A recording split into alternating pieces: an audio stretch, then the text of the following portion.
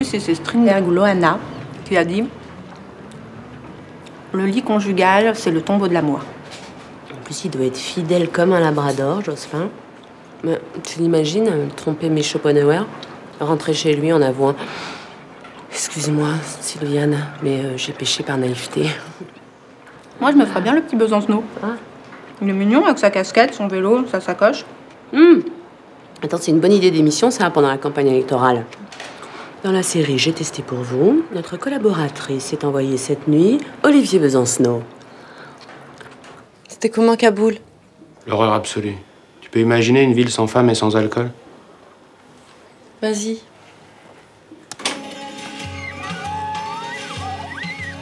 Dans cette ville, remplie d'amour et de violence, les hommes dialoguent avec la montagne.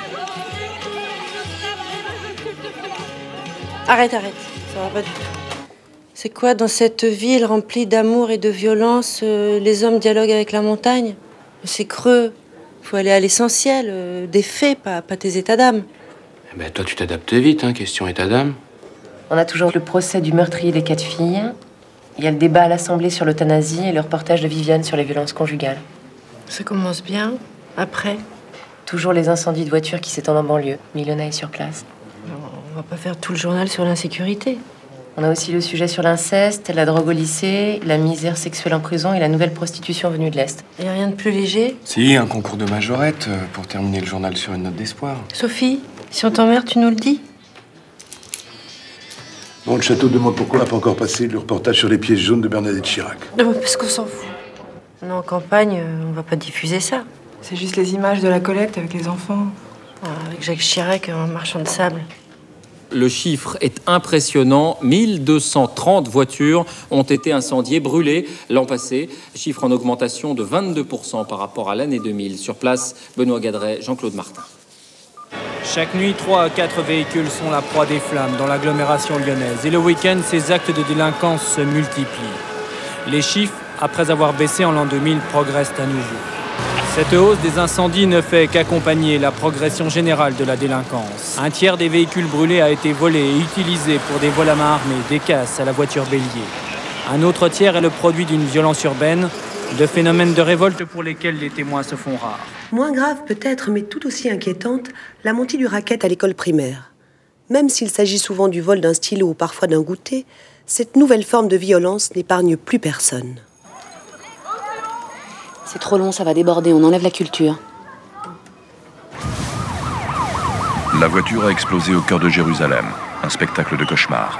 La rue n'est plus qu'un champ de bataille, jonché de cadavres et de blessés. Il y a du sang partout. Cette Mercedes, curieusement presque intacte, avait été bourrée d'explosifs.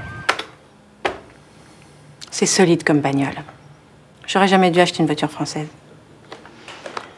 On peut prendre un verre si tu veux.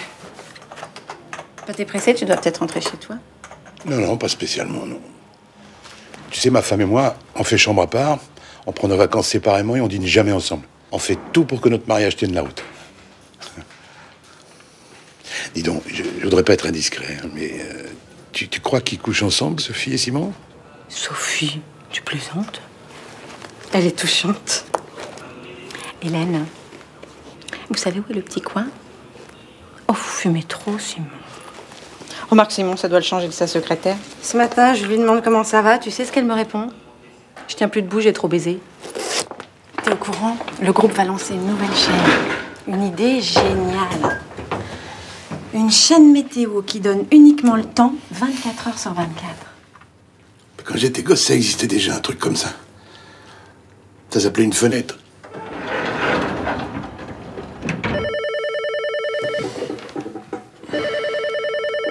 Allô? Oh putain. Qu'est-ce qui se passe? Un homme a tiré pendant le conseil municipal de Nanterre. 8 morts, tous des élus. Sans amis, sans travail, sans reconnaissance sociale, Richard Durne, 33 ans, en voulait à la terre entière.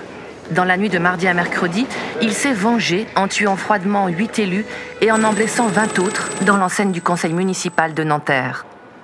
Dès l'annonce du drame, les principaux responsables politiques se sont rendus sur place. Lionel Jospin et Jacques Chirac ont mis de côté leurs habits de candidats pour redevenir, le temps du drame, de simples gouvernants venus apporter leur soutien à une population sous le choc. Sarkozy aurait dit, franchement, on a du bol.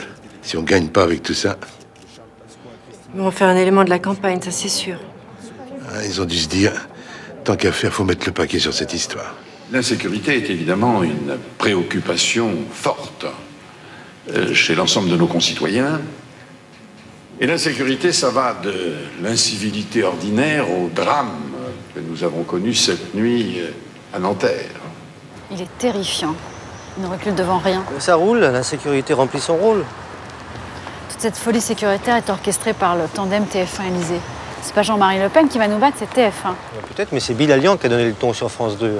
L'insécurité sera le thème majeur de cette campagne et en un mois, il a fait 63 sujets sur le thème de l'insécurité. Et Jean-Pierre Pernaut sur la une, moins de 40. Tu sais, la Sofres va publier une enquête.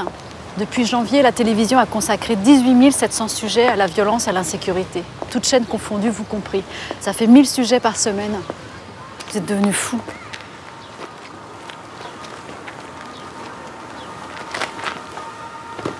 C'est l'état-major de campagne de Chirac qui collecte pour Le Pen les signatures qui lui manquent. Quoi ?